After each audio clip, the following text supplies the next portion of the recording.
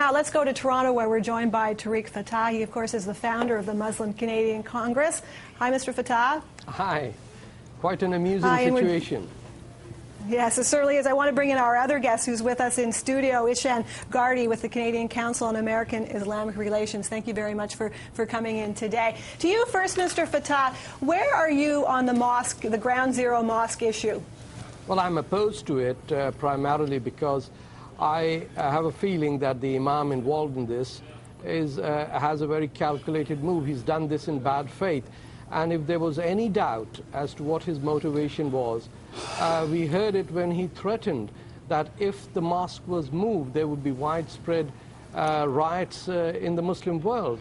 I mean, if that, hate-mongering pastor, the nincompoop, sort of a redneck guy, was insulting my faith by burning the Quran, then this imam, Imam Abdul Rauf, is doing almost the same thing by creating a sort of a situation where almost there will be permanent anger at the Muslim American community for all times to come.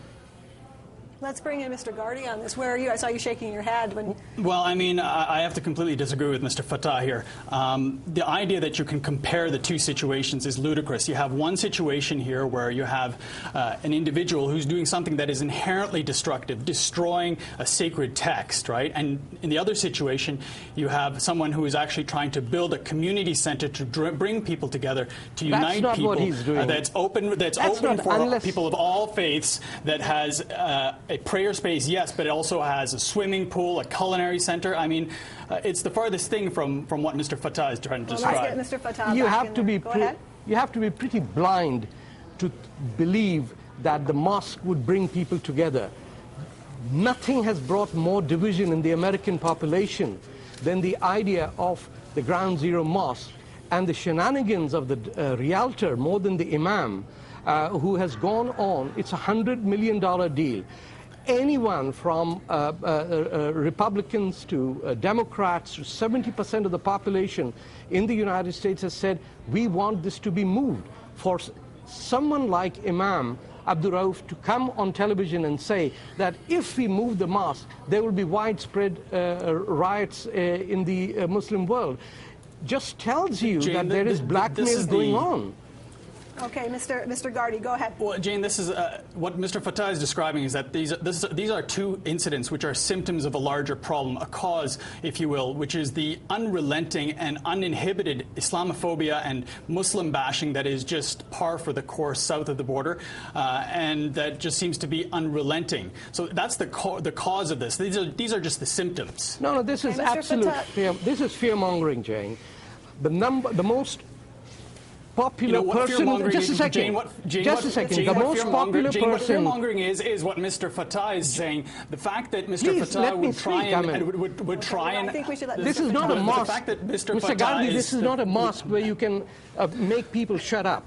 The most popular man in the United States. I'm not trying to make people shut up. I'm trying to make a point here. You're not letting me speak. Let Mr. Fatah make his point first. Go ahead. The most popular man in the United States is Muhammad Ali, the boxer. The most highest-selling poetry in that country is by a Muslim, Rumi.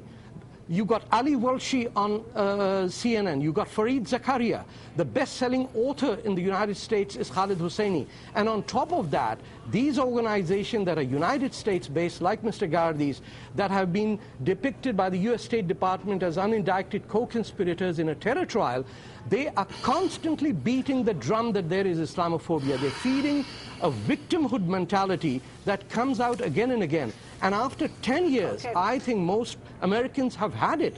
They don't want to put up with this nonsense. Well, let's get Mr. Gardi in there, because clearly he's got a point of view here. What Mr. Fatah is suggesting here is the fact that, if you agree with the fact that Muslims should not be building this center here in New York, then what you have to also agree with is the fact that Muslims collectively bear some responsibility for what happened at 9/11, which is just simply a ludicrous type of assertion. Well, the question then becomes, how far away from the Ground Zero how far is the Muslim-free zone, right? Yes, how far away is it? How far is good enough? I'll give you an answer. Because your organization has been propagating the Sharia in the United States and Canada You've been defeated in Canada in that, but Imam Rauf still maintains the Sharia index complex that he wants. You folks are unwilling to distance yourself from the doctrine of armed jihad. You have American and Canadian young Muslims being fed the notion that this is Darul Harb, this is an enemy country, and it is not surprising that in Ottawa, in Toronto 18, the Nidal Hassan case, the Times Square bomber, we have young Muslims who are hell-bent on attacking Western civilization. And to back them, these American-based Islamic organizations constantly say that Sharia law should be brought to the United States. Why don't you come up openly and say that Sharia has no place in a Western society? Okay, let's get Mr. Gardy in there quickly.